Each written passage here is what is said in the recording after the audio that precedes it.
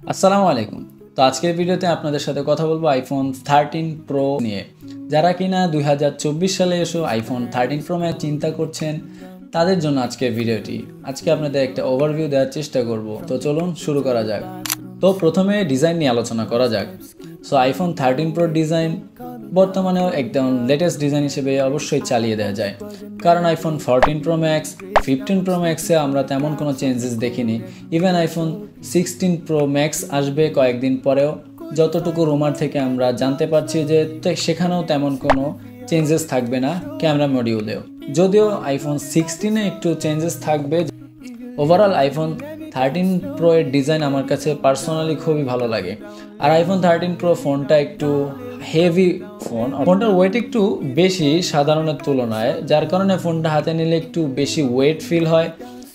এবং এই ওয়েট ফিলের একটা সুবিধা হচ্ছে কি, ফোনটা হাতে নিলে একটু বেশি প্রিমিয়াম লাগে, যেহেতু আমি ফোনটা হাতে নিয়ে দেখেছি স্টেইনলেস স্টিল দিয়ে তৈরি, যার কারণে ফোনটার একটু বেশি প্রিমিয়াম লাগে। আমার কাছে পার্সোনালি খুবই ভালো লাগে। আর আইফোন 13 প্রোটা প্রো ম্যাক্সের থেকে একটু ছোট, তো তাই একটু কম্প্যাক্ট লাগে আর কি, হাতে নিয়ে ইউজ করতে খুবই সুবিধা হয়, মানে আর কি এক হাতে ইউজ করা যায় খুব ভালোভাবে, যে বিষয়টা আমার পার্সোনালি খুবই ভালো লেগেছে।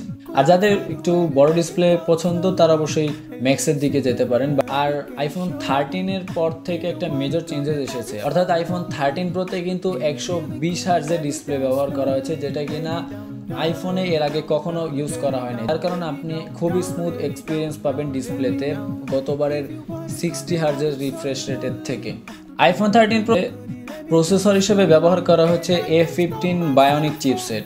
আপনাদের একটা ধারণা দিই, আপনারা অনেকেই মনে করতে পারেন যে A15 বায়োনিক চিপসেট, যেটা পুরাতন চিপসেট, এখন তেমন একটা ভালো পারফরমেন্স করতে পারবে না। আসলে A15-এর যে প্রসেসিং পাওয়ার আমি আমাদের মতো সাধারণ যে ইউজেস থাকে, এটাই কিন্তু এই পুরো আউটপুট আমরা বের করে আনতে পারি না। সো A15 বায়োনিক চিপসেটের কিন্তু আপনি পুরোটা ইউজ করতে পারবেন না, অর্থাৎ এটার যে সর্বোচ্চ লেভেল, ওই লেভেলে আপনার আমার পক্ষে যাওয়া সম্ভব না। অবশ্যই 14 প্রো ম্যাক্স 15 প্রো ম্যাক্সে চিপসেট আপগ্রেড করা হয়েছে, কিন্তু আপনার আমার সাধারণ ইউসেজের জন্য A15 bionic chip is more than enough I think. আপনি যে কোনো ধরনের ভিডিও এডিটিং বা হেভিলি যে কোনো ধরনের কাজ আপনি এটা দিয়ে অনায়াসে করতে পারবেন, কোনো প্রকার ল্যাগ বা একদম কোনো প্রকার ঝামেলা ছাড়াই। আপনারা একটা বিষয় জানেন কি না, সেটা হচ্ছে আইফোন 11-এর থেকে কিন্তু 12-এর ব্যাটারি কম, যার কারণে এখনও কিন্তু সেকেন্ড হ্যান্ড মার্কেটে আইফোন 12-এর থেকে 11-এর চাহিদা বেশি। আইফোন 13 থেকে মূলত অ্যাপেলের যেই ব্যাটারি প্রবলেম রয়েছে, অর্থাৎ চার্জ খুব তাড়াতাড়ি শেষ হয়ে যায়, এই ব্যাপারটা তারা খুব সলভ করার চেষ্টা করেছে। এবং আইফোন 13 প্রোতে কিন্তু ভালো ব্যাকআপ পেয়ে যাবেন, আপনি একদিন ভালোভাবে ইউজ করতে পারবেন। তো লাস্টে কথা বলবো হচ্ছে আইফোন 13 প্রো এর ক্যামেরা নিয়ে।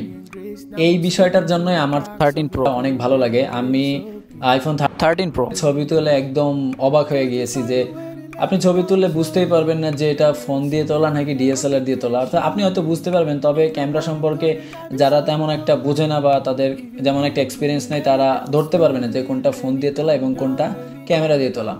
আসলে কথা হচ্ছে আইফোন 13 প্রো ম্যাক্স দিয়ে যদি আপনি ছবি তোলেন, আপনি একদম রেডি ছবি পাবেন, সোশ্যাল মিডিয়াতে আপলোড দেওয়ার মতো ছবি পাবেন। হিউম্যান সাবজেক্ট খুব ভালোভাবে ফুটে ওঠে, যেটা অ্যাপেলের একটা মারাত্মক বৈশিষ্ট্য।